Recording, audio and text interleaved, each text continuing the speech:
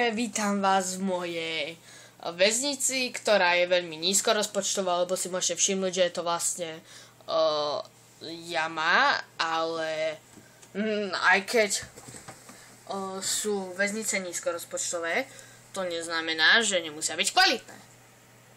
Takže ja vám ukážem. Áno, klasické dvere, vstupuje sa tam výťahovou šachtou. Yep, klasika. Tu môžete vidieť, že sú dvere zavreté, ale však máme aj služobný vchod, lebo sme čo? Sme profíci. Áno, tu máme strážnikov. Takto môžeme otvoriť dvere. A ja si ich tentokrát dovolím otvoriť, pretože mám strážnikov. Sú verní a poslušní. Si môžeme všimnúť celý.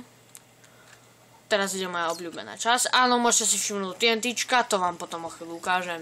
Tu máme samotku. A tu moja najobľúbenejšia časť. Kotol, kde zabíjame neposlušných. Samozrejme, táto väznica je nízkorozpočtová, no aj tak je kvalitná. Tu máme control room, kde som si spravil luxusnú mozaiku. Áno, presne túto. A tu je tá dôležitá časť. Môžete si tu všimnúť, že odpáliť väzenie. A to keď takto stlačím, tak musím rýchlo zdrhnúť. Sakra, zasekli sa mi dvere.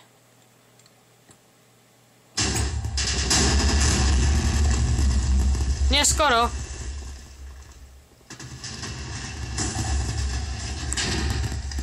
Môžete počuť, čo spraví taká malá páčka. Ideme sa pozrieť?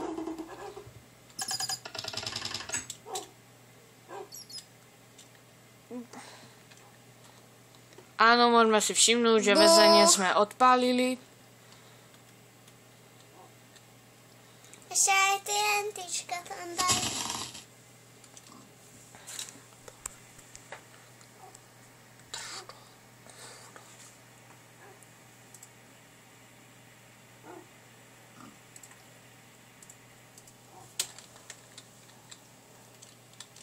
Ne, počkať.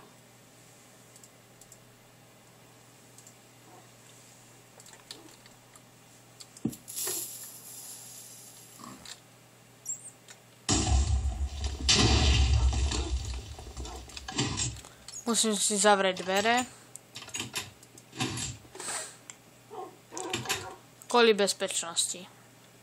Posledná vec, čo treba urobiť, je odpáliť výťahovú šachtu, ktorá je vlastne prístup do väzenia.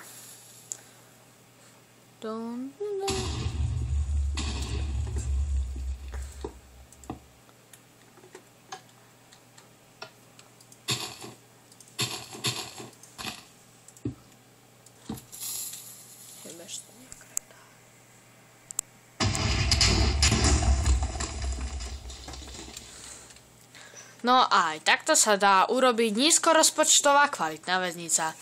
Takže ja vám ďakujem za pozornosť a čo dodať, proste nízkorozpočtové väznice sú kvalitnejšie, lebo sami môžete mohli ste vidieť, že stačí oveľa menej surovín, ako budovať celú budovu, zariadenie a všetko kvalitné, takže Bobby.